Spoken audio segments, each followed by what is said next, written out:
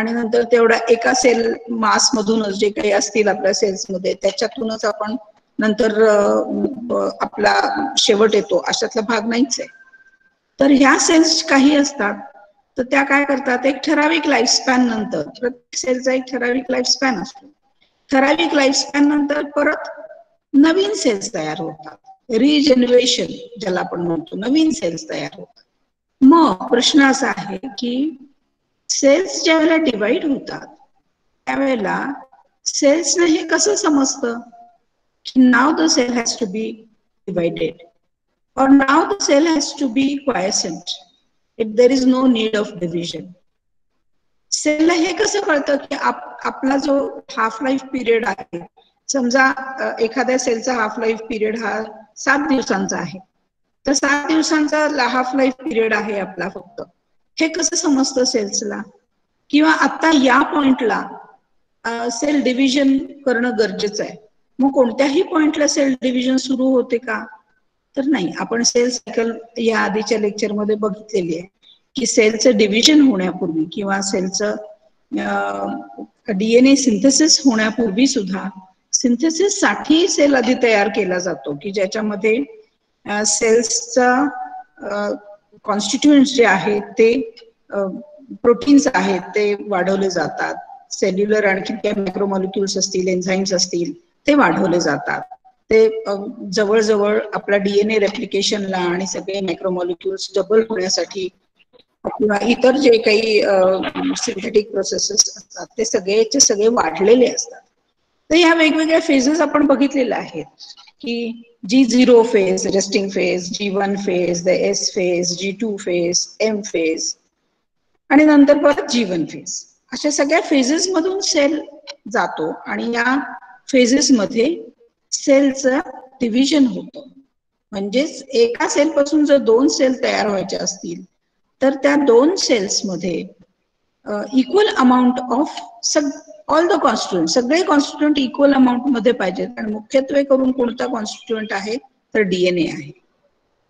तर प्रश्न आपला कसा होता की सेलला डिव्हिजन आता तुम्ही करा किंवा आता सेलचं डिव्हिजन सुरू व्हायला पाहिजे.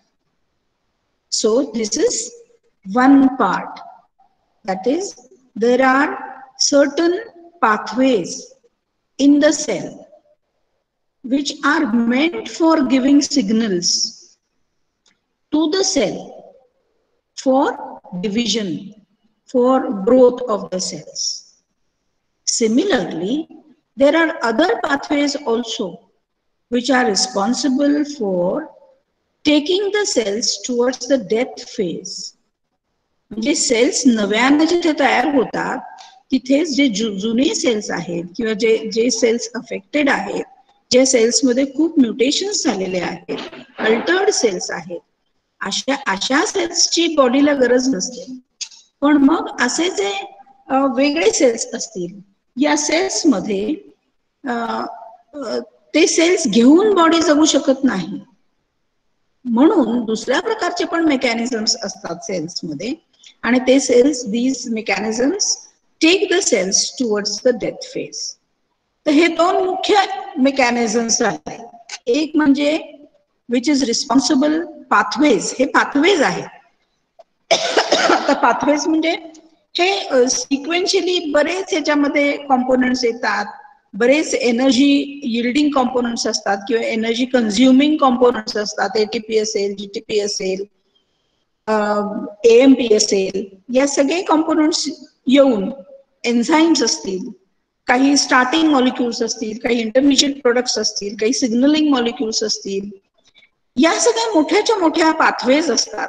आणि या पाथवेजला आपण काय म्हणूया की these are the pathways which control the growth and division of the cells, which are responsible for the growth of the cells, the division of the cells, the you can say multiplication of the cells. This is one class of the pathways आणि हे pathways हे अनेक आहेत आणि naturally त्यांना govern करणारे molecules पण अनेक असतात. आणि दुसरा जो भाग आहे तो आहे की सेल्स जे आहेत हे सेल्स कसे असले पाहिजेत की काही सेल्स जे त्यांचा लाईफ स्पॅन हा संपत आलेला आहे. Now they have to be killed. तर मग किंवा काही सेल्स असे आहेत की जे खूप म्युटेटेड आहेत आणि त्यांचे म्युटेशन दुरुस्त करण्यापलीकडे आहे. डीएनए रिपेअर मेकॅनिझम्स जे आहेत ते रिपेअर मेकॅनिझम्स म्युटेशन्स जे झालेले आहेत सेल्समध्ये ते इतके आहेत की सगळे मिळून रिपेअर मेकॅनिझम्स सुद्धा हे म्युटेशन्स व्यवस्थित करू शकत नाहीत. अशा वेळेला या सेल्सचं मरणं गरजेचं असतं, या सेल्स किल करणं गरजेचं असतं आणि हे आपल्या शरीरामध्ये होतं, लक्षात घ्या. And this pathway, as we have seen in the P53 protein in the cell cycle, this pathway is known as apoptosis. Okay, so proto-oncogenes कुठले oncogenes आहेत की these are the genes or the cellular genes which are promoting normal growth and the normal division of the cells. म्हणजे normally जशी growth हवी आहे बॉडीला, जेवढ्या प्रमाणामध्ये सेल्स हवे आहेत, सेल बॉडीला 10 सेल्स हवे तर 10 सेल्स होऊनच बॉडी थांबते. किंवा ते सेल्युलर मेकॅनिझम जे आहे, जो पाथवे आहे तो तिथे थांबतो. 10 सेल्स पाहिजे असतील तर 15 सेल्स तयार होत नाहीत, 11 सेल्स सुद्धा तयार होत नाहीत सेल्समध्ये. आणि हे सगळे मेकॅनिझम्स कसे असतात, they are highly complicated. They include an array of thousands of molecules, thousands of biochemical reactions, and they are tightly regulated also. इथं कोणताही या पाथवे मधला कोणताही असा एक मॉलिक्यूल नाही की तो त्याचं काम व्यवस्थितपणानं करत नाही किंवा मिस सिग्नलिंग करत नाही. तर पाथवेवरून लक्षात आलं, तुम्हाला पाथवेज माहिती आहेत की हे तुमचे काय ते मायक्रोबियल मेटाबॉलिझम मध्ये वर्षानुवर्ष आपण शिकतो नाही का, ग्लायकोलिसिस. बरोबर आहे, glycolysis it is a energy yielding pathway. बरोबर आहे ना? कधी शिकला तुम्ही ग्लायकोलिसिस बाळांनो? हॅलो, येस, बोला ना. 12th मध्ये मिस. स्टुडंट हा आता आहे, पण याच्या आधी कधी शिकला सांगा? 12th ग्लायकोलिसिस, ईएमपी पाथवे 11वी 10वीत नव्हतं तुम्हाला? 12th मध्ये मॅम. 10वी 11वी मध्ये नव्हतं? EMP pathway, glycolysis, yes. पण होतं. एफवाय पण शिकलो की 12th मध्ये होतं. हो, 12th मध्ये 11वीत असणार आहे, 10वीत पण असणार आहे ही गोष्ट. बरं असू द्या, आपण असं गृहीत धरून चालू की 11वी 12वीला तुम्ही हे पाथवे शिकले. माझा उद्देश काय आहे की हे पाथवेज तुम्ही बघता की एक स्टार्टिंग कॉम्पोनंट असतो ग्लुकोज, आणि ग्लुकोज पासून वेगवेगळे परत कन्व्हर्शन्स होतात आणि नंतर जो शेवटचा मॉलिक्यूल असतो त्या शेवटच्या मॉलिक्यूल पर्यंत आपल्याला मुख्य उद्देश कोणता असतो की त्या ग्लुकोज मॉलिक्यूल पासून एटीपीज किती तयार होतात हे आपण बघतो. So energy currency of the cell is ATP. एटीपीच्या फॉर्म मध्ये आपण एनर्जी पाहतो सेल्स मध्ये. जसं आपण कसं की एखादी गोष्ट आपण विकत आणायला लागलो तर आपल्याकडची करन्सी जी आहे, रुपये आहेत, नोटा आहेत, तर ती करन्सी आहे आपल्याकडची की ते दिल्याशिवाय आपल्याला कोणती गोष्ट मिळणार नाही. तसंच या एनर्जी यील्डिंग पाथवेज जे आहेत त्याच्यामध्ये एटीपी तयार झाला तर हा तयार झालेला एटीपी बाकीच्या सगळ्या बायोकेमिकल रिॲक्शन्स मध्ये लागतो, म्हणून तो तयार केला जातो सेलमध्ये.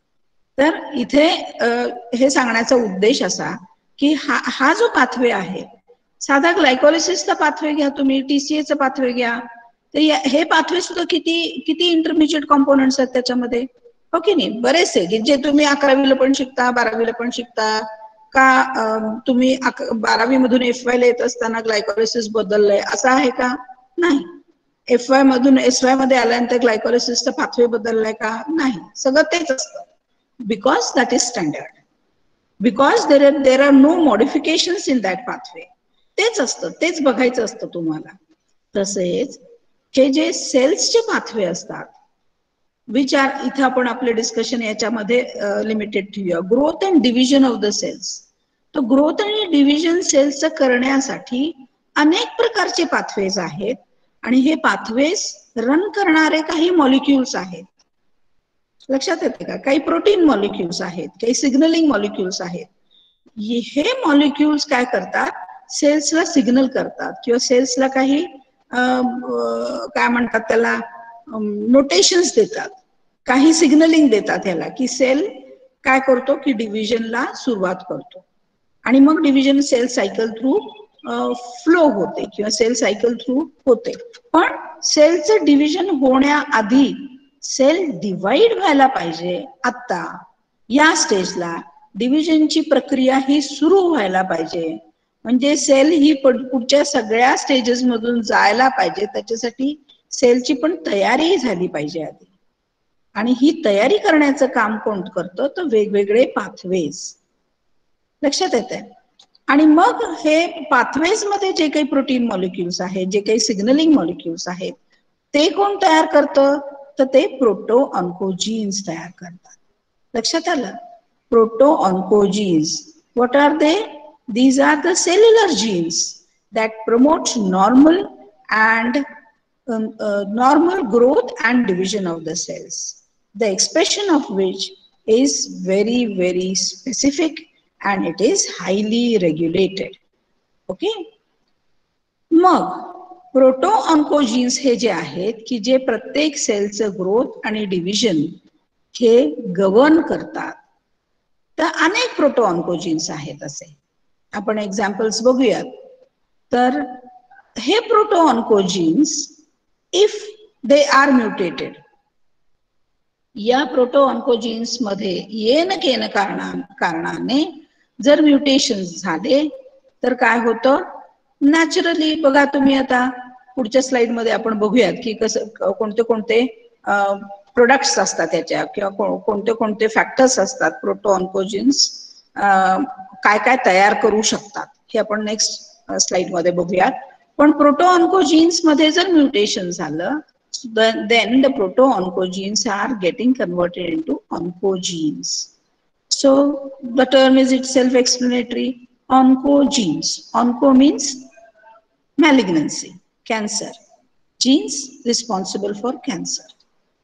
When proto oncogenes are mutated, these proto oncogenes get converted into oncogenes, which are genes which has potential to convert a normal cell into a cancerous cell or a transformed cell. Okay, so this is the definition. Next is a viral oncogene definition, viral oncogene or V oncogene. Now this is a concept where it is studied or it is observed that viruses when infect human cells, here in cancers we are speaking about human cells mainly, and of course animal cells as experimental animals we have to take some considerations of that factor also.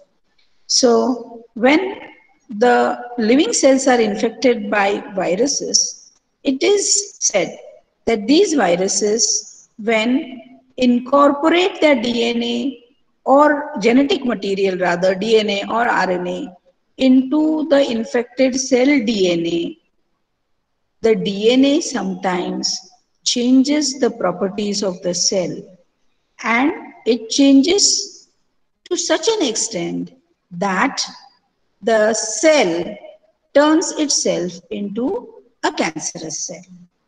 So this is the V oncogene, viral oncogene, which when comes in contact with the normal cells or when it is inserted in the normal cell DNA, such a viral gene is responsible sometimes for conversion of a normal cell into a cancerous cell.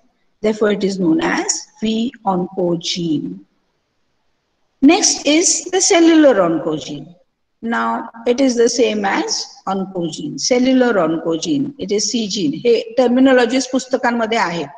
Okay, त्यामुळे तुम्हाला समजा पुस्तकं online वगैरे तुम्ही वाचलीत तर सी oncogene आणि V oncogene म्हणजे काय हे तुम्हाला माहित असलं पाहिजे. सी oncogene, it is same as the oncogene. It is the cellular oncogene, mutated form of the protein proto-oncogene that causes tumors. Now next, मगाशी पण म्हटलं की एक्झाम्पल्स काही बघूया. आता प्रोटो-ऑन्कोजीन्स आणि त्याचे एक्झाम्पल्स हे वेगवेगळे एक्झाम्पल्स आहेत. म्हणजे काय की प्रोटो-ऑन्कोजीन्स हे genes which are responsible for normal growth and division of the cells. हे जीन्सचे काही प्रोडक्ट्स तयार होतात. हे जीन्स हे वेगवेगळे प्रोडक्ट्स, अनेक प्रकारचे जीन्स असतात आणि ते असे अनेक प्रकारचे प्रोडक्ट्स तयार होतात. त्याचे एक्झाम्पल्स बरेच आहेत. आणि हे जे प्रोडक्ट्स आहेत, these products are responsible with interaction with the cell to give the signal to the cell to start the growth, to induce the growth. Okay, तर proto-oncogenes they produce. What are the examples of proto-oncogenes or the proteins produced by the proto-oncogenes? For example, growth factors. आता at your level, it is not necessary to see in details all the mechanistic aspects or the molecular aspects of each and every point over here. हे सगळं आपण MSc लेवलला पाहतो. MSc ला याचे mechanism of action काय आहे हे diagrammatically आणि मेकॅनिस्टिक approach, आपण molecular approach ह्या सगळ्याचा आपण पाहतो. हे आता तुम्हाला बघायचं झालं तर तो खूप एक डिटेल स्टडी होऊन जाईल, जो तुम्हाला आता गरजेचं नाही. तुमचे लेक्चर पॉइंट्स बघितले या टॉपिकला दिलेले, तर ते गृहीत धरता किंवा ते पाहता तुम्ही फक्त एवढंच लक्षात ठेवायचं आहे की proto-oncogenes they produce. What do they produce? They produce numerous number of proteins. We have taken some of the proteins over here to specify the roles in the growth of the cells. Growth cells growth चं signaling कसं करतात हे या factors वरून आपल्याला कळून येईल. तर proto-oncogenes काय करतात, तर they may produce certain proteins which are known as growth factors. These growth factors, they approach the cell which has to be grown and give the signals to the cell to start the growth. These are the growth factors. वेगवेगळे growth factors आहेत हे. तर त्याच्यातला एक example आहे तो सिस growth factor म्हणून आहे. C sis आहे. This is one of the growth example of the growth factors. Okay, दुसरा कोणता आहे तर growth hormone receptors. Growth hormone receptors असतात, म्हणजे सेल्स वरती हे रिसेप्टर्स असतात which are known as the growth hormone receptors. आणि मग या रिसेप्टर वरती सिग्नलिंग मॉलिक्युल्स हे सिग्नल करतात. म्हणजेच काय, ग्रोथ हॉर्मोन रिसेप्टर्स म्हटलं तर हॉर्मोनचे मॉलिक्युल्स ह्या रिसेप्टर साइट्स वरती त्यांचं कॉम्बिनेशन होतं आणि मग हा जो सिग्नल आहे तो सिग्नल आतमध्ये दिला जातो सेल्सला. And this signal is that the cell should start division. तर हे काय आहे, second type of the proto-oncogene product. It is the growth hormone receptor. For example, the epidermal growth factor receptor. Epidermal growth factor receptor हा anchored असतो आणि त्याच्यावरती मग जो काही हॉर्मोन आहे किंवा जो काही लिगॅन्ड आहे तो येऊन बाइंड होतो आणि ग्रोथ हॉर्मोन रिसेप्टर आणि त्या लिगॅन्डचं बाइंडिंग होऊन this gives a signal towards the interior of the cytoplasm of the cell and the cell has to divide. Next example of this type, it is the TKR, that is the tyrosine kinase receptor. This is again a next example of the receptor site which receives the ligands, which receives a particular molecule which is synthesized again by the proto-oncogene. Proto-oncogene synthesizes this receptor also, and it is also responsible for releasing certain protein molecules which combine with this receptor, which gives a signal to the cell that it should now divide. Now next component is the pathway which is known as the GTPase pathway, the example of which is RAS signaling process pathway. Okay, तर हा एक pathway आहे की ज्याच्यामध्ये the signaling molecule attaches to this, and then there are many interactions to produce certain intermediate components to give a signal to the cell to divide and redivide. चौथा class कोणता आहे तर transcription factors. For example myc protein which is produced by MYC gene. These transcription factors also combine with the cell to give the signal to the cell to start its division. तर प्रोटोऑन्कोजीन्स हे काय काय करतात तर आपण हे बघितले की प्रोटोऑन्कोजीन्स ते produce certain factors, they produce certain protein molecules, they produce signaling proteins, they produce transcription factors, growth hormone receptors, growth factors, and all these they have a specific role in combining with the cell, and this interaction with each of these components हे असे अनेक molecules आहेत, खूप असंख्य molecules आहेत which are produced by the proto-oncogenes. हे genes एक वेगळा class आहे की which is responsible for governing the cellular division. So proto-oncogenes, as we have seen, which are the normal cellular genes which promote normal growth and division of the cells. मग समजा जर या प्रोटोऑन्कोजीन्स मध्ये जर mutation झाले, so if these proto-oncogenes are subjected to mutations, तर mutations कोणत्या प्रकारातले असतील तर mutations they may include different types.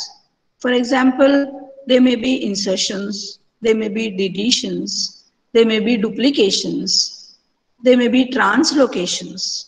कोणत्याही प्रकारातले म्युटेशन्स जे आहेत बाय एनी एजंट, म्युटेशन हा कोणत्याही एजंटनी होऊ शकतो, artificial mutation, natural mutation, UV radiations, dies, carcinogens, कोणताही कार्सिनोजेनिक सबस्टन्स, याच्यामुळे जर if these are genes are mutated, and many types of mutations are we have seen different types of mutations which may be occurring in the proto-oncogenes. This will result in the alteration of all these proteins, alteration of all these you can say factors, all these molecules which normally are responsible to give the signals to divide. But if the genes themselves, या genes मध्ये जर mutation झालं, if these genes themselves are mutated, then the products that are produced from these mutated proto-oncogenes, which are now known as oncogenes, they will be also altered products, or will have different signals, or will have you can say alteration in just a sorry, alteration of these growth factors or hormone receptors or transcription factors. It not be much, खूप मोठं alteration असायला पाहिजे असं नाही. Single amino ऍसिडचं substitution हे सुद्धा एखाद्या मॉलिक्युलचं conformation बदलायला sufficient आहे. Just a change of one amino acid, it is enough to change the three-dimensional structure of the protein molecule, which otherwise in its normal constituent, normal proteinic structure would be a effective protein molecule to give the signal to the cell to divide. But if a single mutation in a single amino acid, if it is there, then the newly formed protein molecule, newly formed growth factor or hormone receptor or a transcription factor, which is different from the original molecule with just the substitution of another amino acid in place of the previous amino acid. This altered molecule, this altered protein will now no longer be a normal protein. म्हणजे Altered protein जो आहे तो एकाच फक्त amino ऍसिडचं substitution झालेलं असेल तरी सुद्धा ते सबस्टिट्यूशन आहे, ते म्युटेशन आहे. तर असं होत नाही की असं ते की एक अमायनो ऍसिड बिलकुल झालं म्हणून काय बिघडलं त्याला, त्यांनी असा काय फरक पडणार आहे. तर असं नाही, मॉलिक्युलर लेवलला कन्फर्मेशन प्रोटीनचं एन्झाईमचं बदलतं आणि हे स्पेसिफिक असतं. त्याच्यामुळे जो बदललेला मॉलिक्यूल आहे तो पहिल्या मॉलिक्यूल सारखा नॉर्मल वागेलच असं नाही. मग असे जे चेंज्ड मॉलिक्युल्स आहेत की जे अतिशय छोट्या छोट्या पॉइंट्स वरती चेंज होत असतात, तुमचे फक्त कन्फर्मेशनल चेंज जरी झालं तरी सुद्धा, स्पेशल अरेंजमेंट मध्ये जरी चेंजेस झाले तरी सुद्धा हे चेंजेस आहेत की जे नॉर्मल पेक्षा वेगळे आहेत, नॉर्मल पेक्षा वेगळा प्रोटीन मॉलिक्यूल तयार करणारे आहेत. This will be a changed molecule, this will be a mutated form of a protein.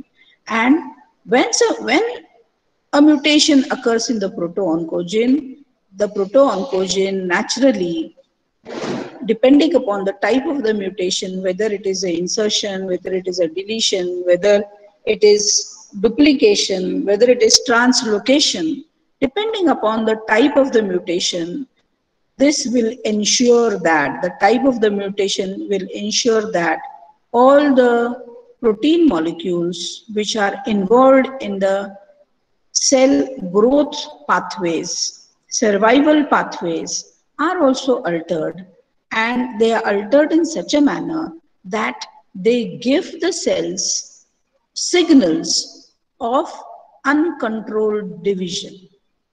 Now, as we have seen that oncogenes, once proto-oncogenes are transformed into oncogenes, these oncogenes now produce proteins which are known as oncoproteins.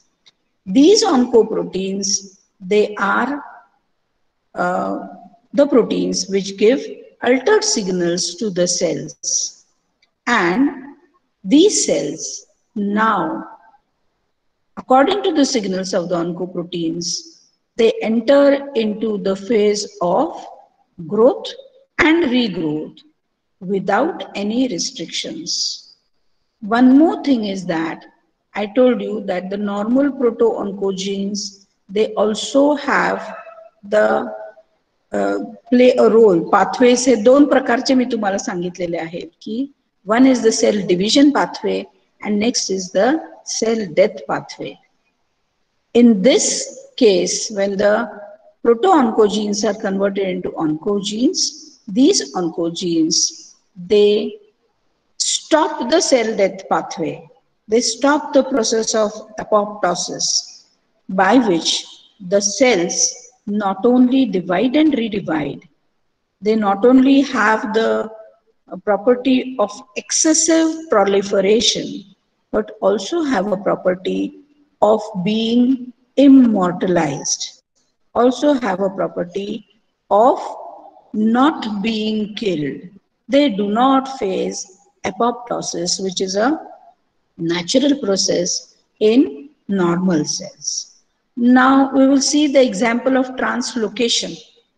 Translocation आपण अशा हा आपण शब्द पाहिलेला आहे आधी, हो की नाही? कुठं बघितलेला आहे आपण हा ट्रान्सलोकेशन? आपण याचा रोल पाहत होतो, P53 चा रोल पाहत होतो. No, not P53. When we were seeing the role of सांगू शकेल का कोणी तुमच्यापैकी? ट्रान्सलोकेशन आपण कुठं बघितला? कालच बघितलेलं आहे आपण. कुठं बघितलं? कालच पाहिलेलं आहे. Philadelphia chromosomes, isn't it? बोला रे, रिस्पॉन्स द्या ना रे. कालच बघितलं की नाही आपण? ट्रान्सलोकेशन होतो. ABL gene from 9th chromosome is transformed to the BCR gene in the 22 chromosome. This is known as translocation. Okay. So can you hear me all? कुणी रिस्पॉन्स देत नाहीये. ऐकू येते का? येस. हा. तर ट्रान्सलोकेशन, तर इथे जे प्रोटोऑन्कोजीन्स मध्ये आपण काय म्हणतो, वेगवेगळे म्युटेशन्स असतात. तर translocation for example myc gene. Okay. Myc जीन्सच्या 2 क्रोमोझोम्स आहेत. असं ह्याचे फिगर डोळ्यापुढे आणा तुमची कुठली फिलाडेल्फिया क्रोमोझोम्सची. तशाच प्रकारचं ट्रान्सलोकेशन जर मिक जीन मध्ये जर झालं तर काय होऊ शकेल लक्षात घ्या. तर हे पहा, 2 क्रोमोझोम्स असतील आणि 2 क्रोमोझोम मध्ये एकामध्ये मिक जीन आहे, दुसऱ्यामध्ये मिक जीन आहे. पण एका क्रोमोझोम मधला मिक जीन येऊन पहिल्या क्रोमोझोम मध्ये अटॅच झाला, ट्रान्सलोकेट झाला, तर कसं असणार आहे? त्या क्रोमोझोम मध्ये 2 मिक जीन्स असतील, बरोबर आहे? 2 मिक जीन्स असतील ट्रान्सलोकेशनमुळे, आणि 2 मिक जीन्स हे काय तयार करतील? मिक प्रोटीन तयार करतील. Now what is this myc protein? Myc protein, it is a protein which gives a signal to the cells for growth. Myc protein काय करतो? ग्रोथचं सिग्नल देणारा हा प्रोटीन आहे, ट्रान्सक्रिप्शन फॅक्टर आहे हा. पण एका मिक प्रोटीनने दिलेला सिग्नल हा वेगळा, पण ट्रान्सलोकेशन नंतर मिक प्रोटीन जो आहे तो जर ट्रान्सलोकेट झाला, एकाच जीन वरती 2 मिक जीन्स आले, तर या 2 जीन्सनी प्रोड्यूस केलेला प्रोटीन जो आहे, मिक प्रोटीन आहे, त्याचा इफेक्ट पण हा डबल झालेला असणार आहे. म्हणजे सेल्स जे आहेत ते डबल स्ट्रेंथने डिवाइड होणार आणि त्याचं कॉन्सन्ट्रेशन पण वाढलेलं असणार मिक प्रोटीनचं. त्या कॉन्सन्ट्रेशनच्या तुलनेनं सेल्सची ग्रोथ ही होत राहील आणि कंटिन्युअस ग्रोथ होत राहणार आहे. तर this is about the translocation of in the proto-oncogenes. म्हणजे प्रोटोऑन्कोजीन्स मध्ये कोणत्या प्रकारचं म्युटेशन होणार याच्यावरती तुमचं ऍक्शन किंवा त्याचा इफेक्ट जो आहे तो असणार आहे. आणि when proto-oncogene is converted into an oncogene, this will result in the formation of cancerous cells. Okay, so this is about the today's topic, that is proto-oncogenes and oncogenes. Okay, so now I would like to continue with the next point, and this next point, it is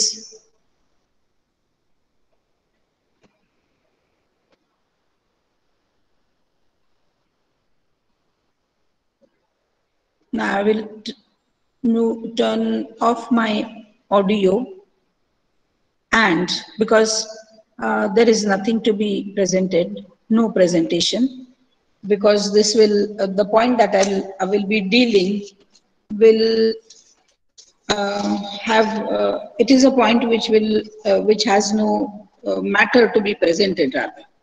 So I will be dealing with the next point, that is viral oncogene hypothesis. हा point तुमच्या syllabus मध्ये आहे. तर हा point काही मुद्दे आहेत ते तुम्ही साइड बाय साइड लिहून पण घ्या आणि एक्सप्लेनेशन तुम्हाला मी देते. पुढचा हायपोथेसिस काय आहे? तर it is viral gene hypothesis. Okay, can you all follow me? समजते मी काय बोलते ते? येस.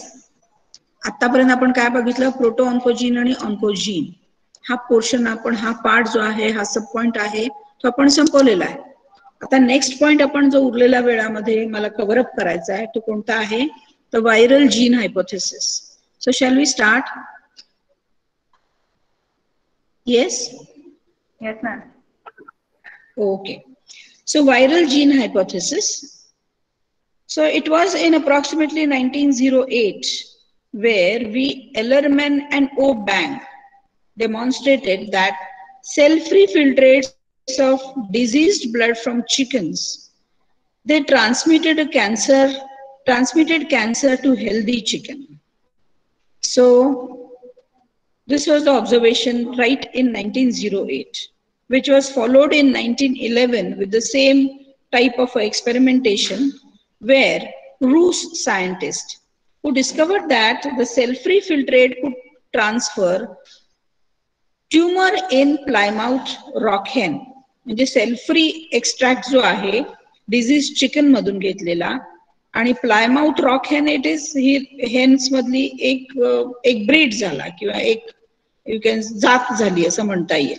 तर त्याच्यामध्ये cell free extract of disease chicken it is responsible for transferring of the tumor from diseased chicken to the healthy chicken in hen.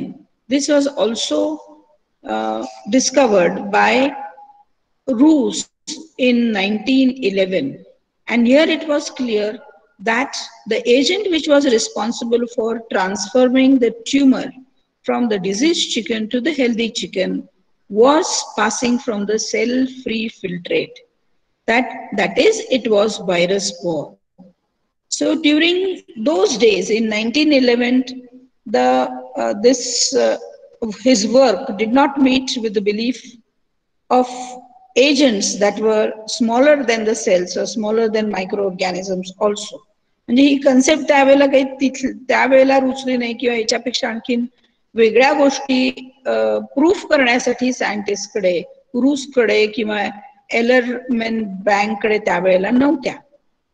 पण या discovery नंतर 30 वर्षानंतर RNA tumor virus was discovered and it was causing leukemia in mice.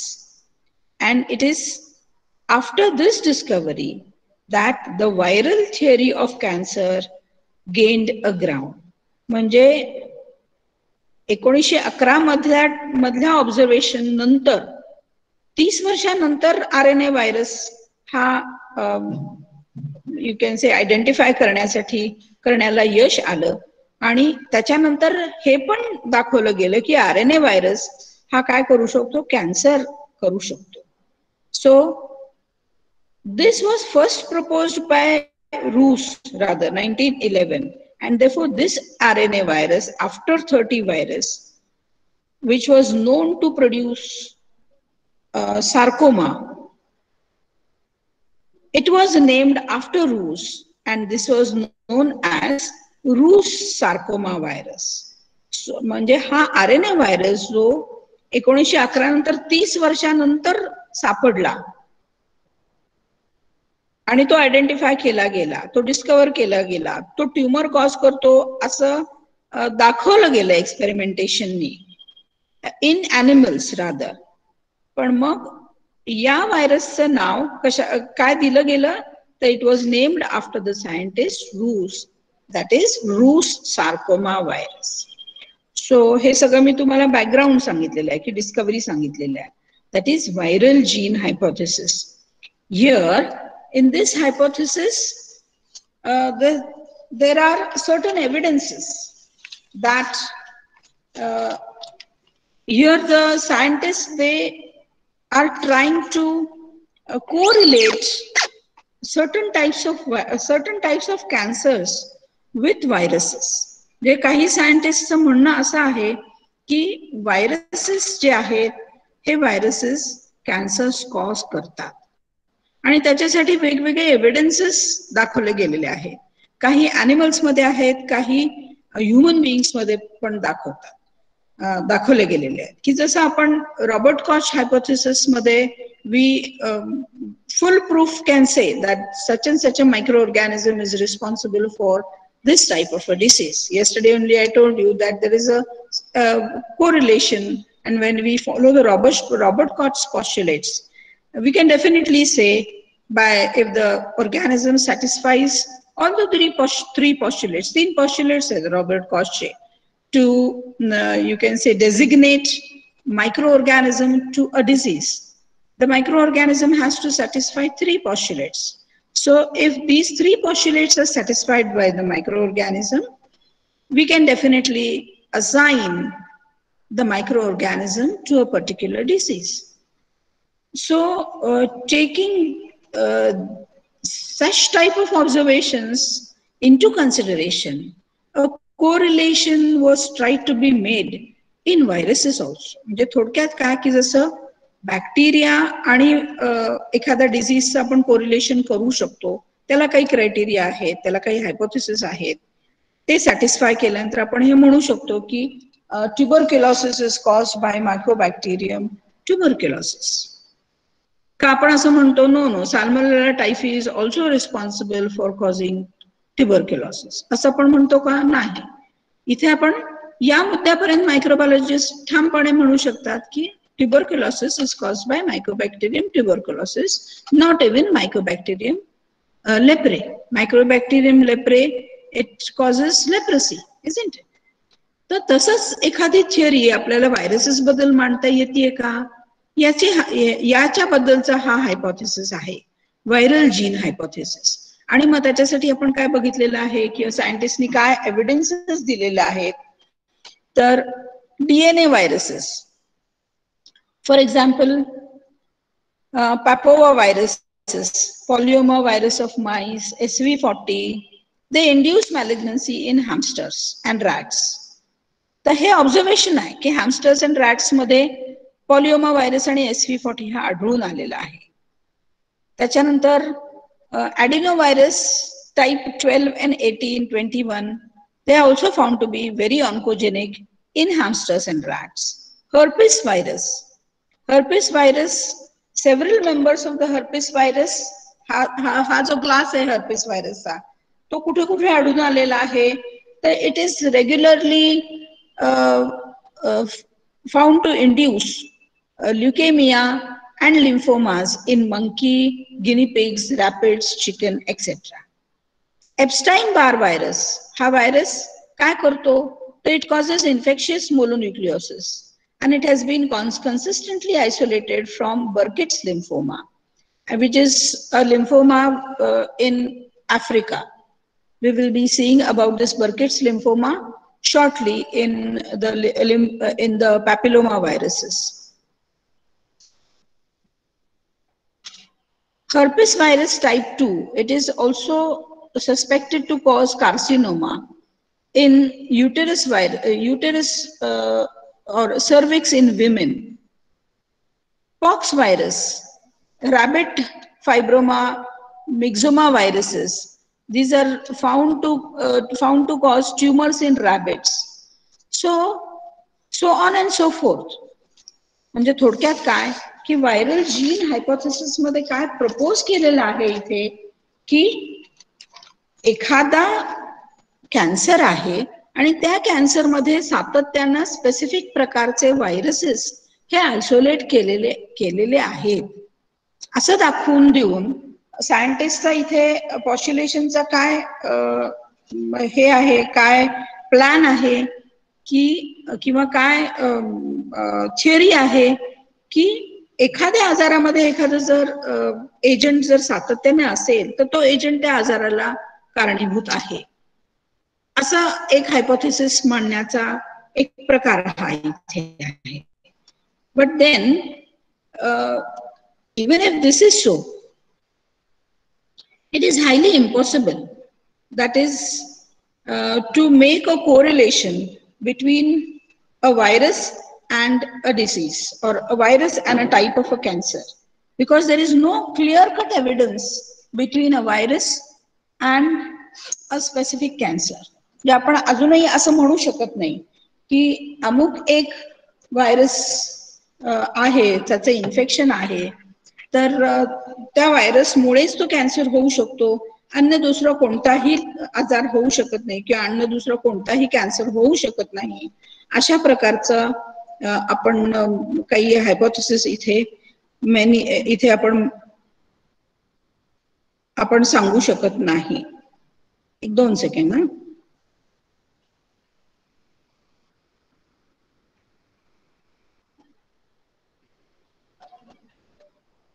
So no infective virus has been isolated from the cell cultures also.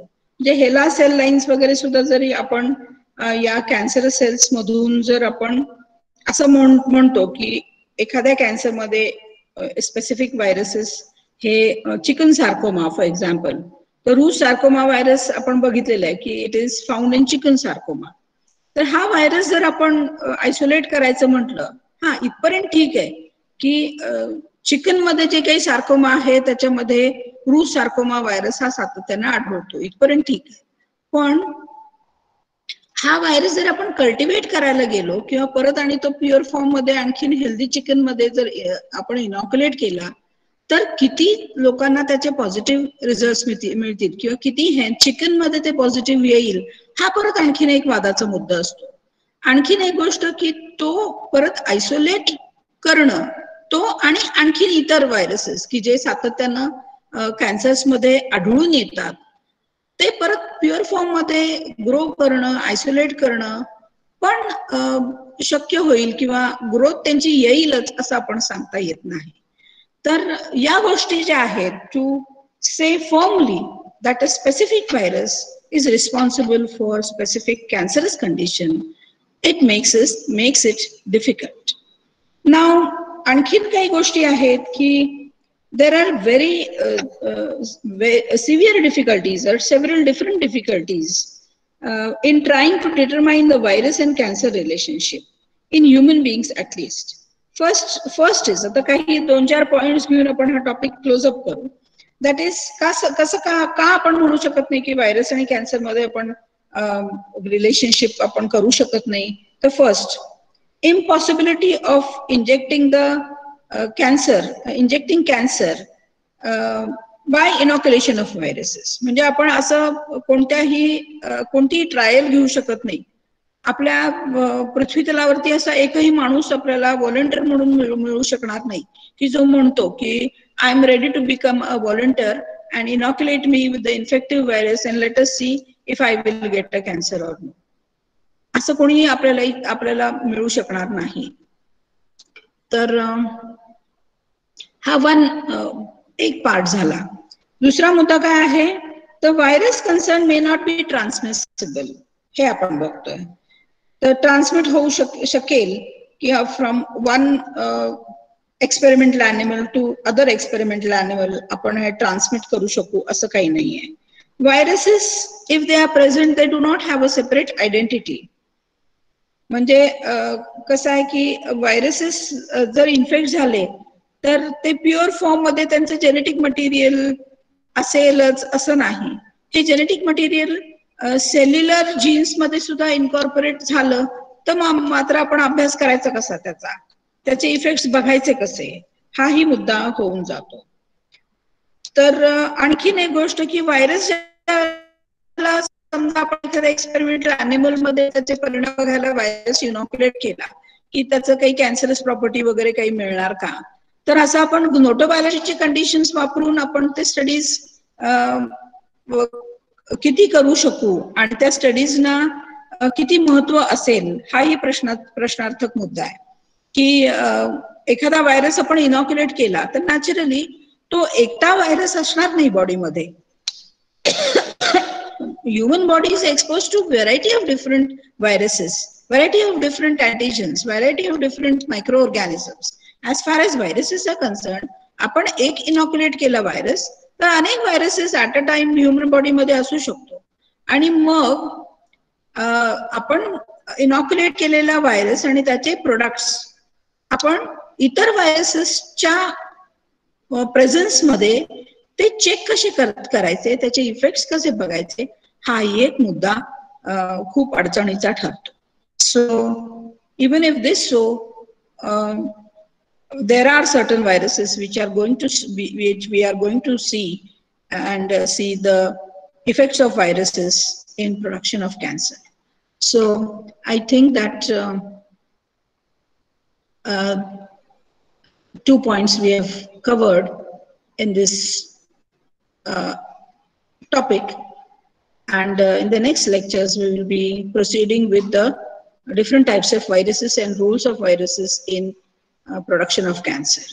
So please leave your comments very quickly about the lecture. Yes, be very quick because madam is waiting for you. I'm already late by 5 minutes, I suppose.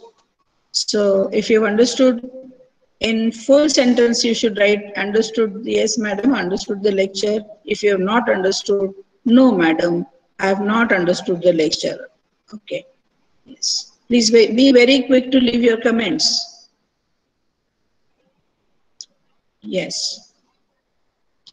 Yes, so 64 of you today. Okay. 2 more added after yesterday's lecture. Yes, very quick to leave the comments, very fast. Yes, yes, okay. So, yes. So should I leave now? The next lecture is going to begin and we will see the next points in the next lecture. Okay, goodbye. Have a safe and a good day.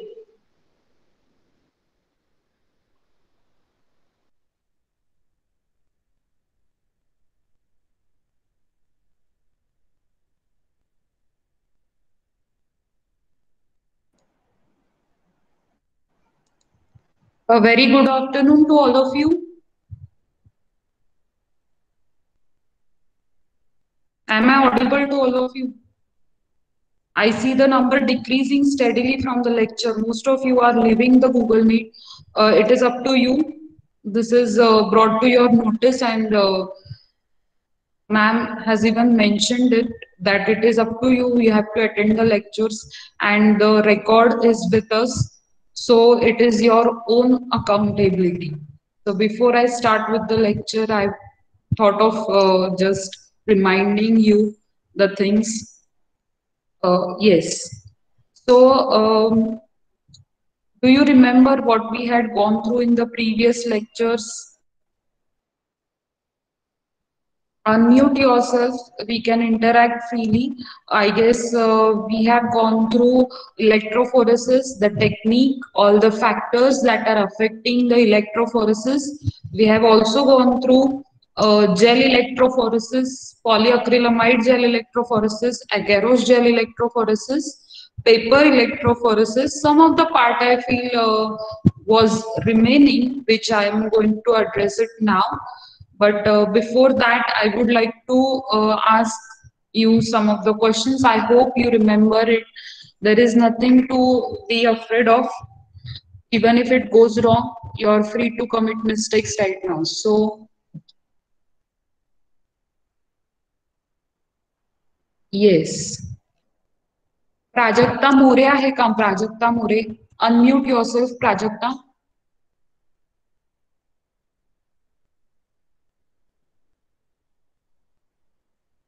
Yes, Prajakta, can you tell me for what purpose agarose gel electrophoresis is used?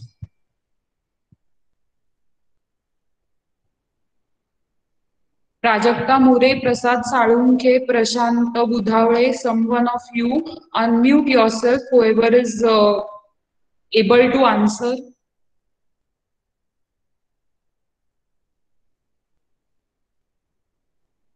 Any one of you?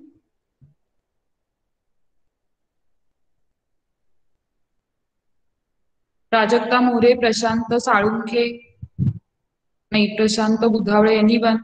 Or we can keep these questions common to all of you. Any one of you unmute yourself and answer the question. For what purpose do we use agarose gel electrophoresis?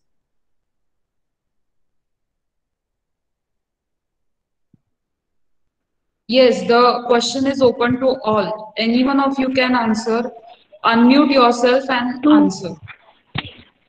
To visualize products of animal, plant, or bacterial DNA extraction. Okay. Yes, you did answer it well, but I hope you are not searching it and Google and then you're going to tell.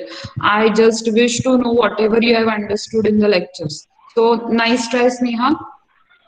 Yes. Can anyone tell polyacrylamide gel how it is formed? Polyacrylamide gel.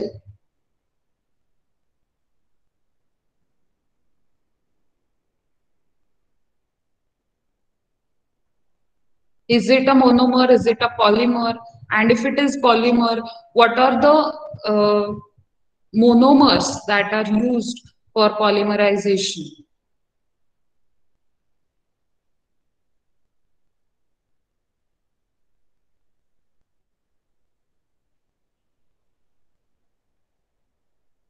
Yes, the question is open to all of you. Anyone can answer.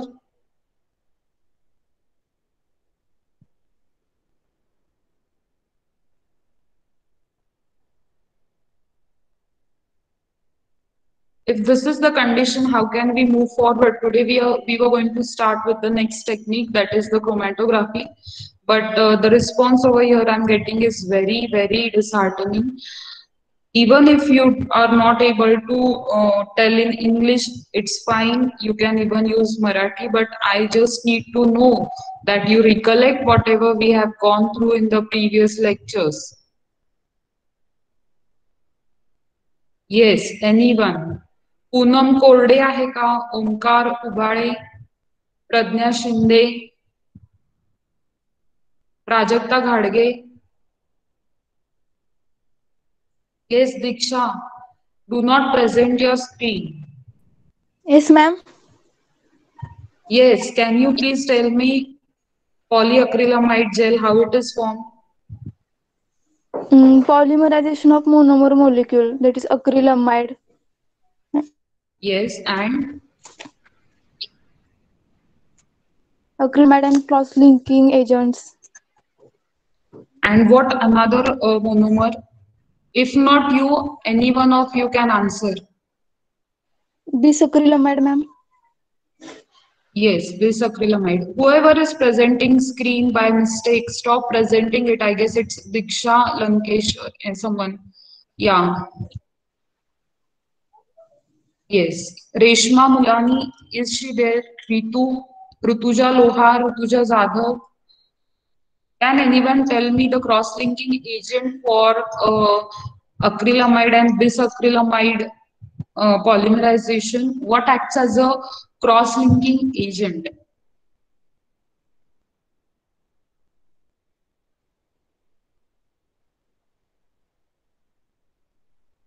Someone please message Diksha. She is mistakenly presenting her screen right now. Any one of you? I guess she is not paying attention. Message her right now. She has been presenting her screen.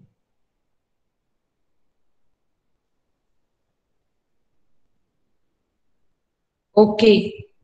See students, this is this question answer session or this interactive session is never to make you feel sort of, you know, afraid or what. I just need to know whether you are getting the lecture, and if so, whether you are studying. It is high time you use your time at home very precisely. We are going to have your tests right now. Actually, the paper setting has been already done. You're going to face the test. So be aware of these things. Do not waste your time. And I guess this was enough time for you to answer. I would have felt good if most of you would have answered the questions. Very basic questions, and these techniques are not just relevant to you in the UG or undergraduate section, but you're going to handle or use this techniques in the post graduation or further studies as well. So I would have been glad if you would have answered it. But yes, answering the questions for those who do not know or have any idea of it, bisacrylamide, the bis agent from bisacrylamide is acting as a, you can say, for polymerization, it is acting as a cross-linking agent, and that was the question which I had asked. So we shall start with wherever we had left.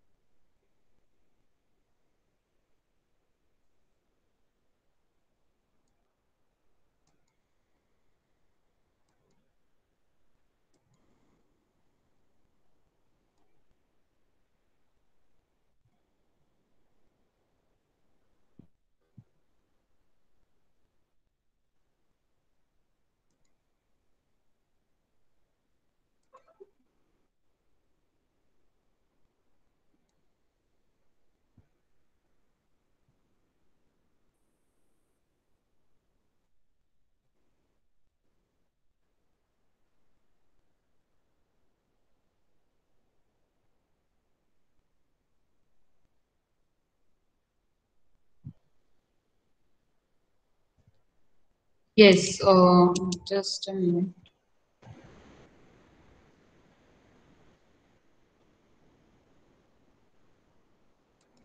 Is the slide visible to you? Yes, ma'am. Yes, so in previous lectures, as we have gone through the gist of whatever we have seen, we did get to know what is electrophoresis, what is the purpose of using electrophoresis, that is separation of biomolecules, obtaining the resolution, required resolution for the in-depth study of biomolecules, proteins, that means proteins, like can be DNA molecules or RNA molecules. So agarose gels having the efficiency for nuclear acid separation or DNA and RNA, whereas polyacrylamide gel they are mostly frequently used for proteins. We have gone through SDS page, that is the sodium dodecyl sulfate polyacrylamide gel electrophoresis. In the previous lectures, we have seen what is the role of SDS.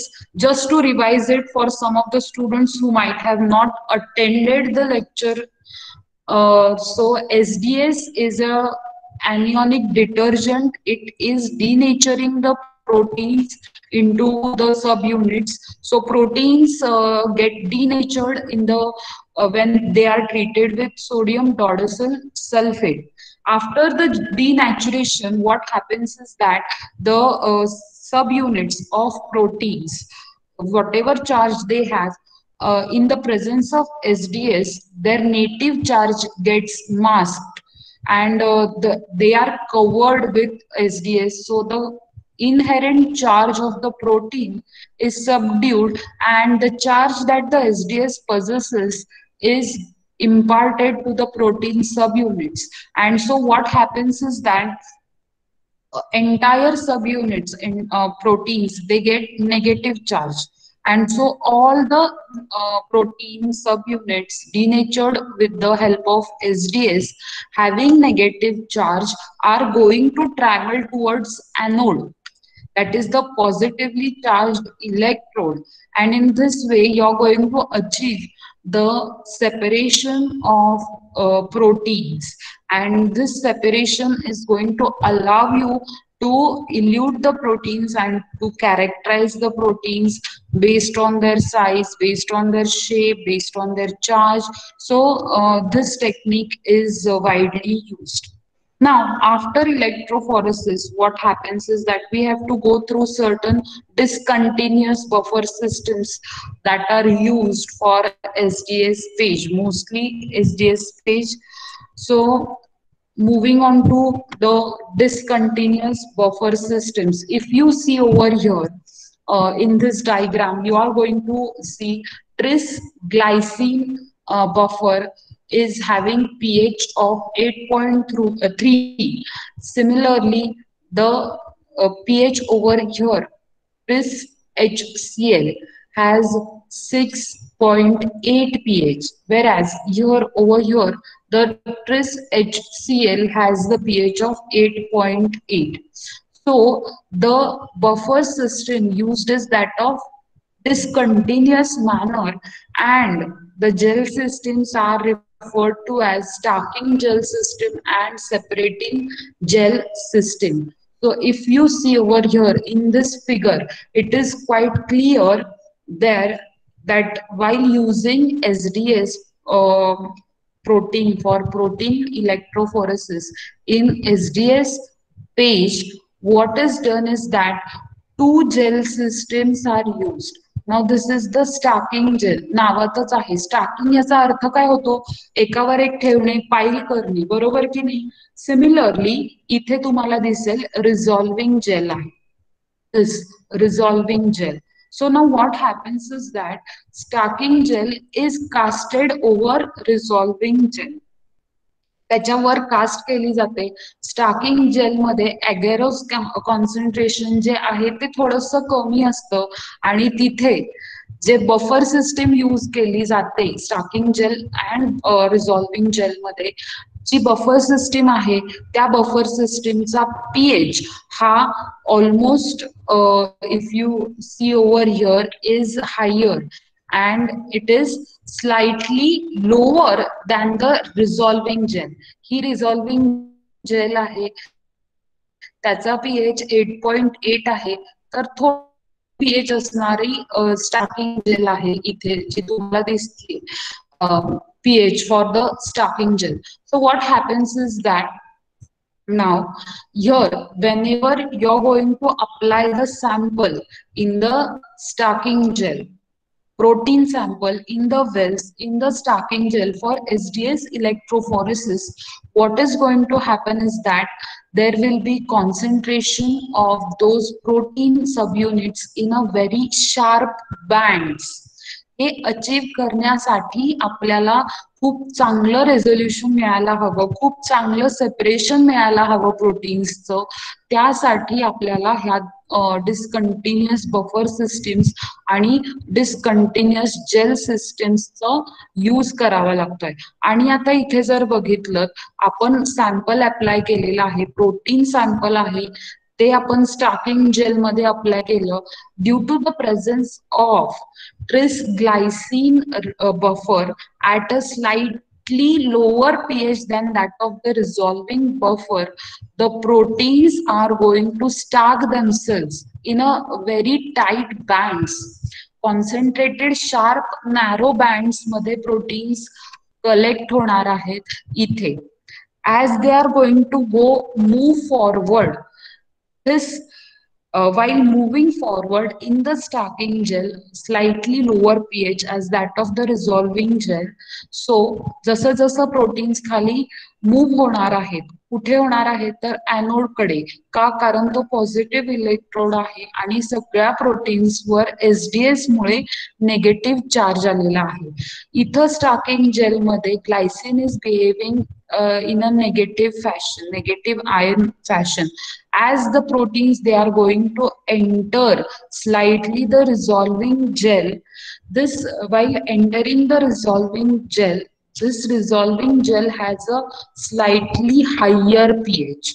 त्यामुळे इथे काय होणार आहे, इथे नेमकं जेव्हा proteins enter होतील, they are going to get separated based on their molecular weight, based on their overall charge.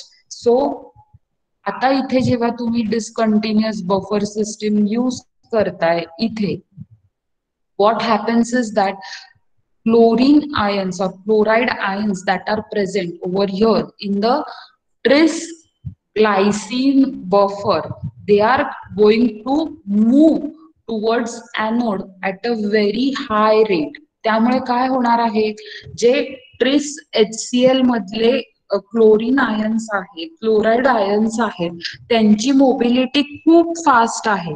So they are going to get carried away at a very fast rate. So they are moving at a fast rate.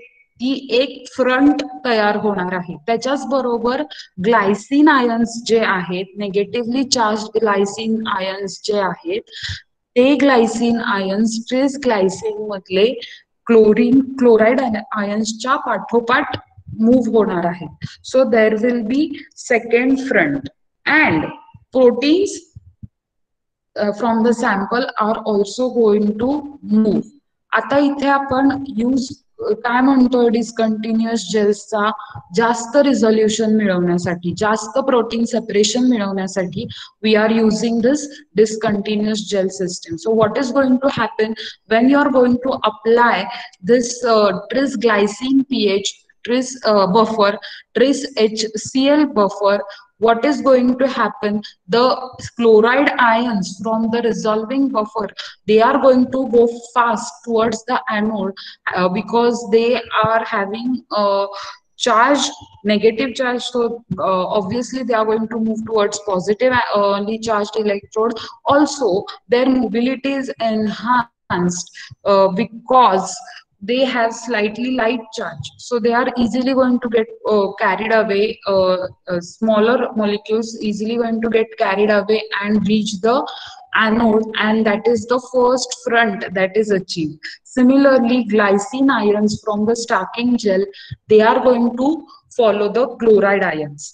Chloride ions च्या पाठोपाठ glycine ions चं front असेल, and then the proteins are going to follow in a narrow sharp bands. So separation of chloride ions from tris ions is going to give uniform voltage, small zone with voltage gradient. And हळू थोडं थोडं glycine जे follow होतोय, the glycine ions that are following this, they are also going to establish a uniform voltage gradient, and from this uniform voltage gradient the proteins are going to move, and they are going to separate out based on their molecular weight. So आता जर तुम्ही बघितलं SDS चा formation आपण बघितलंय, पॉलीअक्रिलामाइडचं formation पाहिलंय. So we have gone through the basic aspects of protein electrophoresis one by one. Formation of polyacrylamide gel, the polymerization, what all reagents are used to enhance the polymerization, that we have seen. After polymerization, we have seen what is the use of SDS page. After SDS page, what now we have actually gone through is the process of SDS page using discontinuous gel system. This discontinuous gel system is used for proper resolution, high resolution of separation of proteins. So here you can see in this diagram, it is very well expressed that chlorine ions are going to, chloride ions are going to first travel towards anode, followed by glycine ions, and this is going to give rise to uniform voltage gradient, and this uniform voltage gradient is going to ensure that the proteins that are traveling in a very sharp bands, they get separated based on their molecular weight, based on their net charge that the protein subunits are going to carry. So this is how the total SDS page gel electrophoresis is carried out. आता हा एक भाग झाला, त्याचं working झालं. आता आपल्याला visualization बघायचं आहे. After electrophoresis, how you are going to visualize the protein bands. The simple method as we have discussed in gel electrophoresis, same can be discussed over here. The staining of protein bands is carried out, and some of the very well-known stains that are used are Kumazi Brilliant Blue R250 or Amido Black 10B or silver staining method. So these are some of the staining agents or dyes that are used for visualization of proteins, and most frequently used dye is Kumazi Brilliant Blue. Now if you remember, in case of nucleic acids, that is DNA and RNA, we used to have the sodium bromide dye, that was the intercalating agent that is used. But in case of proteins, we use Kumazi Brilliant Blue dye for visualization of proteins. And after staining, washing with acetic acid for removing of extra background dye is done, and so we can visualize the proteins that are separated through SDS page. Application खूपदा बोलून झालंय lecture मध्ये, तुम्ही references बघितले पण असतील. कशासाठी आपण SDS पेज यूज करतो? That is for obtaining the molecular weight of various proteins as well as performing Western blot for proteins. So this is how overall SDS page is carried out. So इथे officially आपला पहिला point जो आहे इलेक्ट्रोफोरेसिसचा तो इथे संपलेला आहे. In this we have gone through gel electrophoresis, agarose gel electrophoresis, polyacrylamide gel electrophoresis, paper electrophoresis, the principle behind each of the electrophoresis, how each of the electrophoresis, the use that it depends on significance of their use. So we have gone through the technique as a whole, application काय आहे. So if ever you get any question like explain agarose gel electrophoresis, what your answer is supposed to be like, you have to mention whatever type of electrophoresis you have to answer. You just have to mention the first paragraph should include your principle of electrophoresis. What is the basic behind electrophoresis? What is the basic behind the use of electrophoresis? How it is allowing the separation? That will be your first paragraph.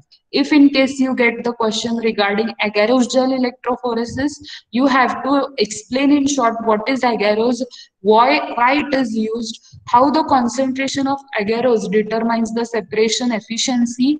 After that, you have to specify the working of agarose gel electrophoresis. In that, you have to mention the components of electrophoresis units, how it is set up, how it is carried out. Then you have to mention the sampling, how the sample is prepared. After sampling, what kind of buffer system is used, why it is used, and then you can follow it by visualizing and determination of nucleic acid bands. So this visualization, the use of ethidium bromide and then application. So तुमचं उत्तर किंवा तुमचं answer हे ह्या प्रकारात असणं अपेक्षित आहे. कुठल्याही electrophoresis जे आपण शिकलोय त्याच्याबद्दल जर तुम्हाला पेपरमध्ये विचारलं गेलं तर हे सगळं येणं अपेक्षित आहे तुम्हाला. त्यासाठी मी एक फ्लो मध्ये सांगून दिलेलं आहे. What is expected from you. Is this clear to you? Gel electrophoresis. Yes, are you there with me? Deepa Nalawade, Nikita Jadhav, Sachita Kusekar, का? Yes, ma'am. संतोषी लोहार, सायली बर्गे, तन्वी निकम, तन्वी काळे, विद्या Sonawale, Vaishnavi. Yes, ma'am.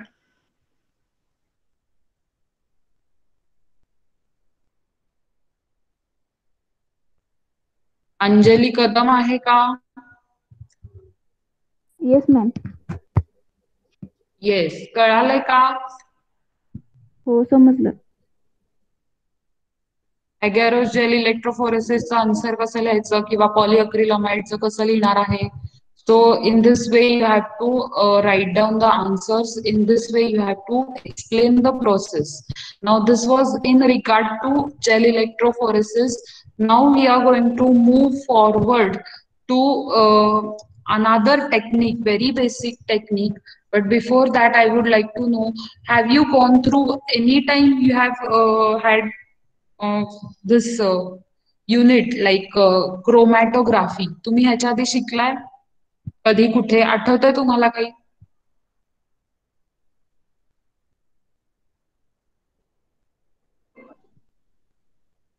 Yes, any one of you unmute yourself and do let me know.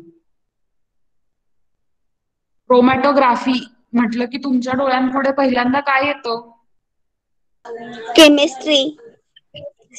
Chemistry. Yes. Paper chromatography केलंय का कधी? Yes ma'am केले. केले miss.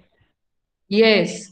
Aditya, आकाश, अक्षय हा आहात madam का? केले. हो. Yes ma'am. आठवते का काही क्रोमॅटोग्राफी? कशासाठी केलंय?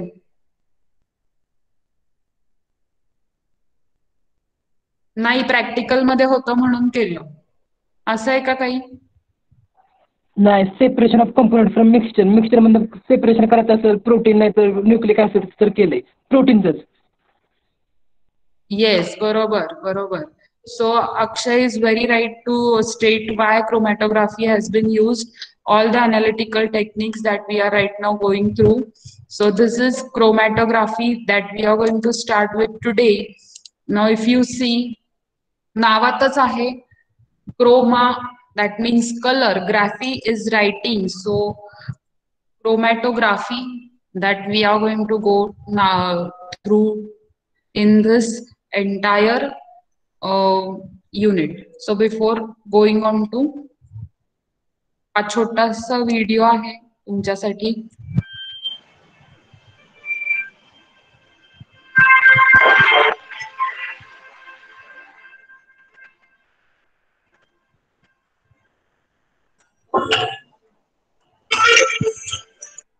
Is the screen visible to all of you? Yes ma'am. Yes ma'am. Yes, ma'am. Yes, ma'am. Okay, fine.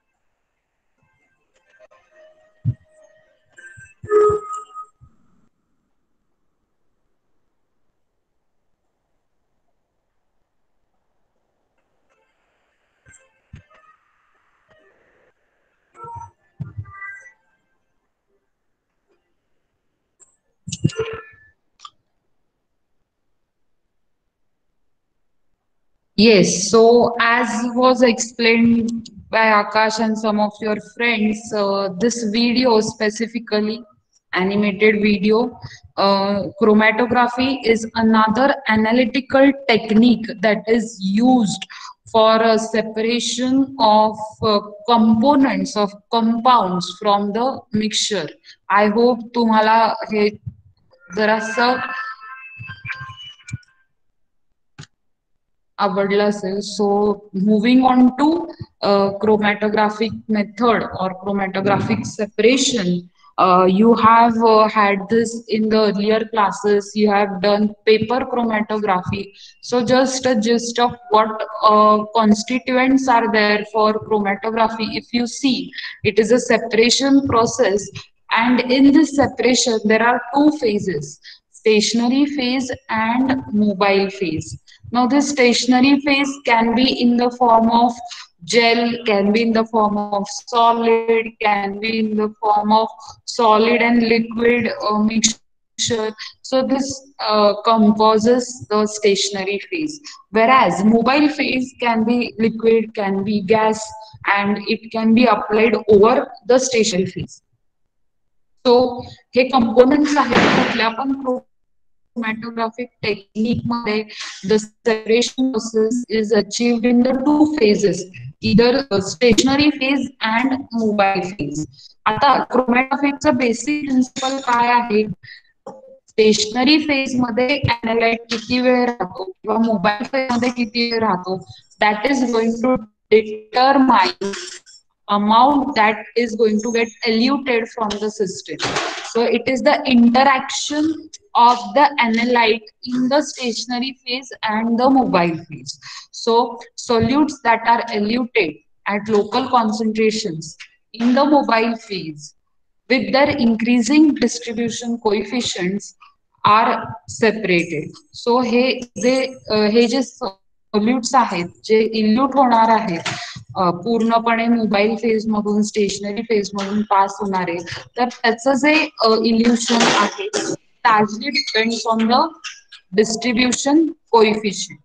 I hope I'm audible to all of you. ऐकू येते का? हो ma'am. Yes, ma'am. Yes ma'am. Ma'am. Okay.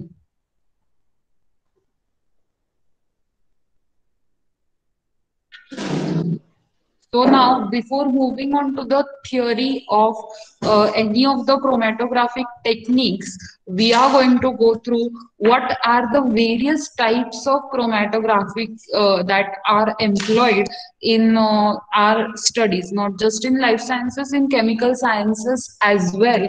So if you go through basic principles, chromatography ही एक technique आहे त्यामध्ये क्रोमॅटोग्राफीचे वेगवेगळे principles आहेत ज्यामध्ये स्टेशनरी फेज कुठल्या प्रकारचा आहे त्यावर ते प्रिन्सिपल्स डिवाइड केलेले आहेत. So absorption chromatography if you see that is one of the type of chromatography. Partition chromatography is another type. Ion exchange chromatography is another type, and permeation chromatography is the next type. So what happens in adsorption chromatography, as we are going to see in the case of thin layer chromatography, basic principle काय आहे? Competition is between solid adsorbent and mobile phase. Adsorbent नावातच आहे. Absorbent वेगळा आहे आणि adsorbent वेगळा आहे. Absorbent पूर्णपणे आतपर्यंत mix होणाऱ्या सबस्टन्सला absorb होणे म्हणतात, absorption होणे म्हणतात. Adsorb means just that substance is applied onto the surface. It will not travel inside. So only upon the surface the material is present. So adsorbent आणि adsorption chromatographyचं हे basic principle आहे की analytes च interaction हे stationary phase, solid stationary phase आहे आणि mobile phase आहे. तो मोबाईल फेज कुठल्याही स्टेटमध्ये असू शकतो. It can be either gas phase or liquid phase. So you have to keep in mind in regard to thin layer chromatography and paper chromatography. If you see, the basic principle is adsorption in this technique. The stationary phase is going to be solid in this case, whereas the mobile phase can be either gas or it can be either liquid. Similarly, apparatus that is used for stationary phase. What kind of apparatus is used is basically column chromatography in both gas mobile phase also and liquid mobile phase also, and even planar layer. That means in case of paper chromatography, plain पेपरचा layer असतो त्याच्यावर तुम्ही sample apply करता. So it is a kind of planar layer that is used as a apparatus for stationary phase. आता ही absorption chromatography कुठल्या प्रकारांमध्ये आपल्याला मिळते? That is gas solid chromatography, that is GC or gas chromatography, wherein solid stationary phase, gaseous mobile phase, column is the apparatus and type is gas chromatography. Similarly, if the liquid is the mobile phase, solid is your stationary phase, column or type chromatography is implemented, then you can have liquid column chromatography, LCC, and high performance liquid chromatography, that is HPLC. हे इतक्या सविस्तर सांगायचं असं की बरेचसे objective questions, बरेचसे MCQ questions हे ह्या क्रोमॅटोग्राफिक प्रिन्सिपल किंवा मोबाईल फेज आणि टाईपवर असणार आहेत किंवा असतात rather. So objective type questions खूप ह्याच्यावर फॉर्म होऊ शकतात. So you have to understand the basic difference when any kind of chromatographic technique is employed. So this is regarding liquid chromatography, mobile phase liquid आहे. In the case of planar layer, if you see adsorption chromatography, solid layer आहे stationary फेजचा. आता जर पेपरचा consider केला तर cellulose is the constituent of paper and this can be mentioned as solid stationary phase. In case of thin layer chromatography, silica gel असणार आहे जो की स्टेशनरी फेज म्हणून ऍक्ट होतो and that is again in a solid state. So if you see for thin layer chromatography, which is in our syllabus for this semester, the solid phase is going to be silica gel. Principal adsorption chromatography, mobile phase will be liquid, and the type will be TLC, that is thin layer chromatography. Same is the case with the paper chromatography. So हा जो आपण आता प्रकार बघतोय that is adsorption chromatography. Moving on to the next type is the partition chromatography, wherein the stationary phase is liquid. Liquid stationary phase असणार आहे and your mobile phase can be gas or it can be liquid. So for liquid solid liquid stationary phase, gas as the mobile phase and column as the apparatus, you will again have gas liquid chromatography, that is GLC. Similarly, if you have liquid stationary phase and liquid mobile phase with column as your apparatus, you're going to get the type liquid chromatography, or again HPLC, that is high performance liquid chromatography. इथे लक्षात ठेवा, जर partition chromatography HPLC चं basic partition chromatography असेल तर तिथे stationary phase हा liquid आहे. त्याच HPLC चा जर ऍडझॉर्प्शन क्रोमॅटोग्राफी म्हणून तुम्ही यूज करत असाल तर तिथे सॉलिड फेज असणार आहे. Stationary phase is going to be solid. So HPLC is even present in this category, that is the adsorption chromatography, and HPLC is present in the partition type of chromatography as well.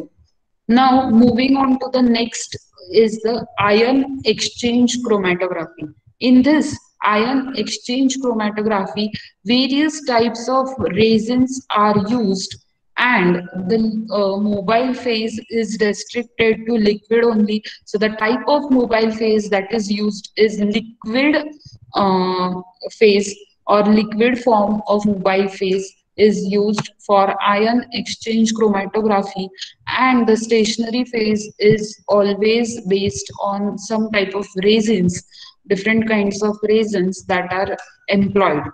And the type of chromatography you're going to get is ion exchange chromatography, that is IEC. Then permeation chromatography. In this permeation chromatography, the stationary phase is going to be a polymer matrix, and it is going to be in a form of gel. It is going to be somewhat semi-solid form, so a gel form, and the polymer matrix is employed as a stationary phase, and the mobile phase is restricted to just a liquid form. So liquid mobile phase, gel stationary phase, column as the apparatus, and you're going to have gel permeation chromatography as the best example of permeation type of chromatography.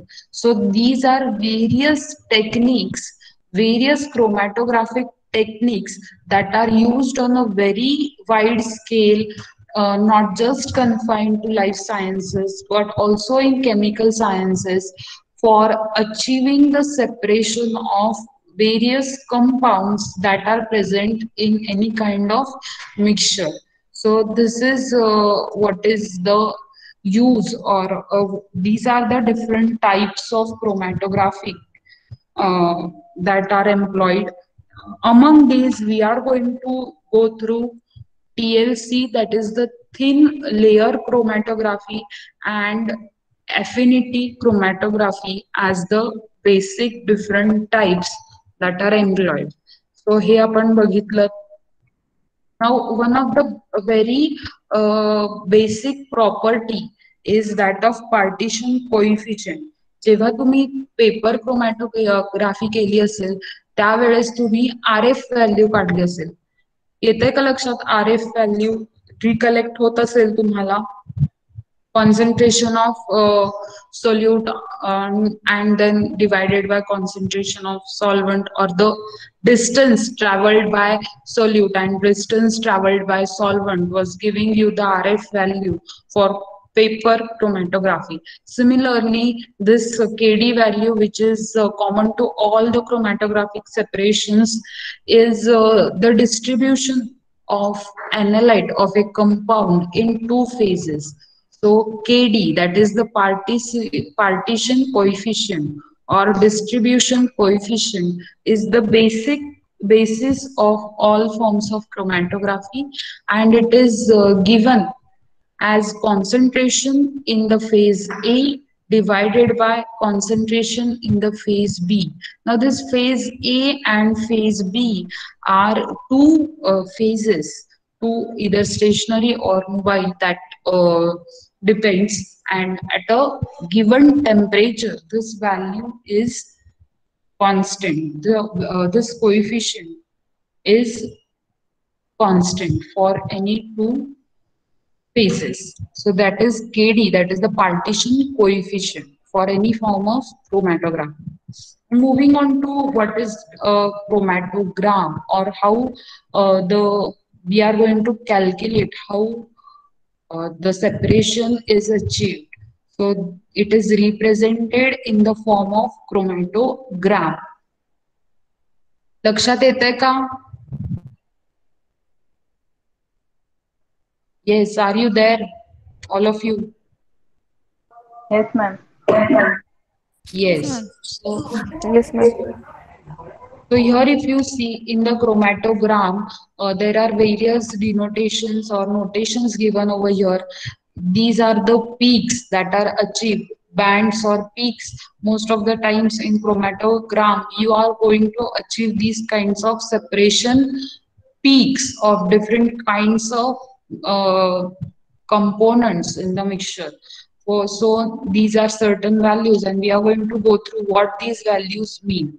So if you see retention time is denoted by TR. R is in the subscript. It is the time between the sample loading and detection of an analyte peak in the end. So about how much time the analyte is in the chromatographic plate, or you can say on the surface of the stationary phase, that is the retention time, and how it is going to react with the stationary and the mobile phase. So the time that the analyte it takes for overall traveling through the chromatographic phase, that is retention time, TR. Similarly, time taken by the analyte to pass through any given column is the TM, that is the for mobile phase, time taken for the mobile phase. Now इथे जर तुम्ही बघितलं, this is the TM signifying the time taken by the compound to travel through the mobile phase. TR is time taken to travel through the stationary phase, or retention time, total retention time. And the adjusted retention time which we are going to go through right now, which is denoted by T prime R.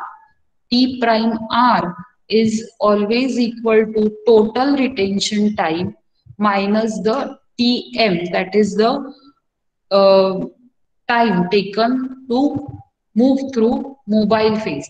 आता इथे काय होतंय?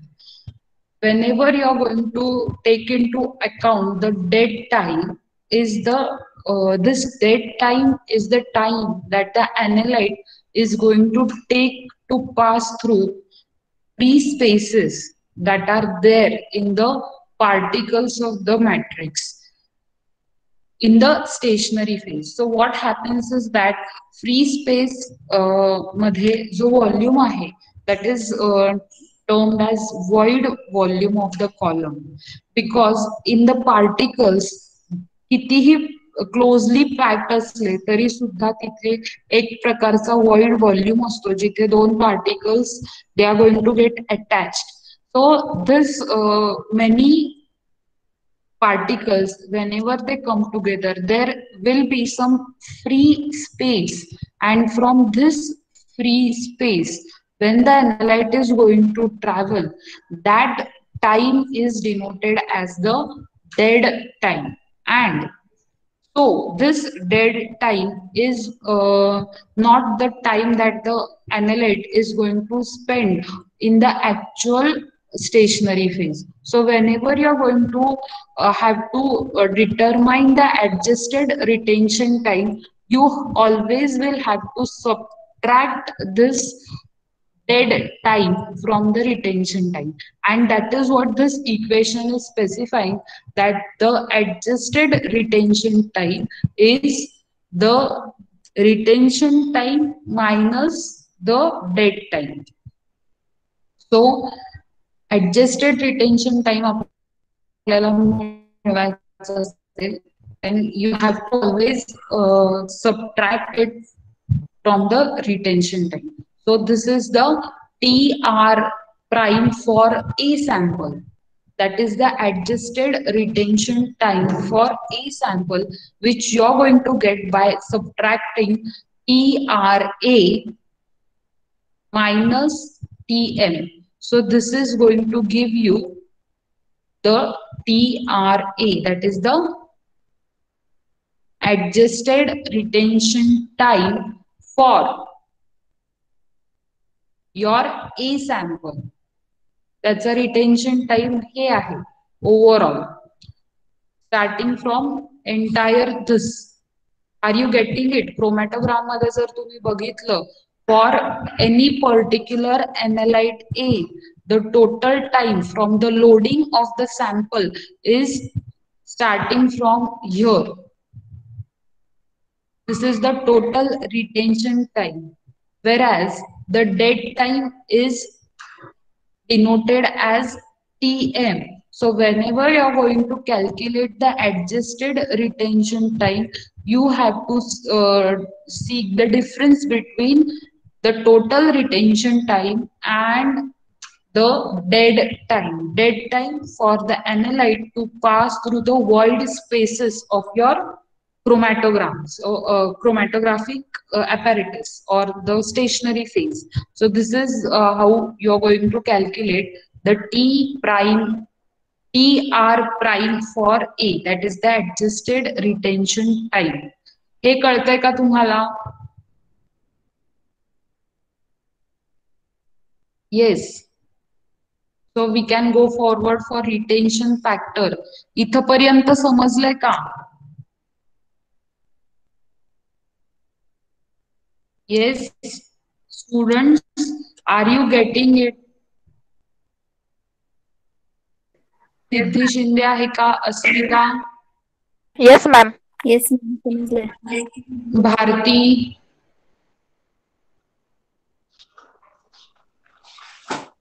भारती एल्मार आहे का? Yes. So what is the basic is how the two analytes or how the two components are going to get separated is represented in this. I won't be continuing with the retention factor because the equation is quite big to explain. So we will continue it in the next lecture. But before leaving the meet, I would like to give you one assignment. Uh, Tomorrow itself, you have to submit on your Google Classroom, either mail the photo, scan the photo of your write-up, or in the Word file. What you're going to write is agarose gel electrophoresis, description of agarose gel electrophoresis, and description of SDS page. Okay, is this clear to all of you? Students, is this clear to all of you? Madam. Yes, ma'am. Yes, ma'am. Yes, आता lecture मध्ये मला 57 students दिसत आहेत. तुमचे जे friends आता connect झालेले नाहीयेत त्यांना हा मेसेज द्या आणि तुमच्यासाठी ही असाइनमेंट आहे. त्यासाठी लागणारे सगळे रेफरन्सेस गुगल क्लासरूम वर मी ऑलरेडी दिलेले आहेत. 2च आन्सर्स लिहायचे. You have 2 ways to do it. You can write it on the paper, scan that, or you can just upload the photo of it on your Google Classroom. नाव स्वतःचं लिहायला विसरायचं नाहीये. At the right corner mention your name and your class, and this will be your first assignment. Or those who have laptop, or those who will be able to write it in the Word file, they can submit that Word file in the classroom. Is this clear to you? Yes, ma'am. Yes, 2 answers. Yes, I ma'am. want it by tomorrow. Okay. Hello, ma'am. So, Excuse me. yes, yes. Yesterday we have submitted some PDF. Everyone, almost 38 students have submitted. Okay. So can we do by the same method? Yes, yes. Whatever method, I just wish to get the account of your item. Okay. So, whatever method is Okay. convenient to you, you can go for it. But I want these answers by tomorrow night. Nothing as such by tomorrow morning. You have enough time just to answers. References तुम्हाला दिलेले आहेत. मला जी method convenient आहे ती तुम्ही use करू शकता आणि सबमिट करू शकता. ठीक आहे. Okay, ma'am. Okay. Okay. So we shall wait now. Okay, bye. Stay safe and take care.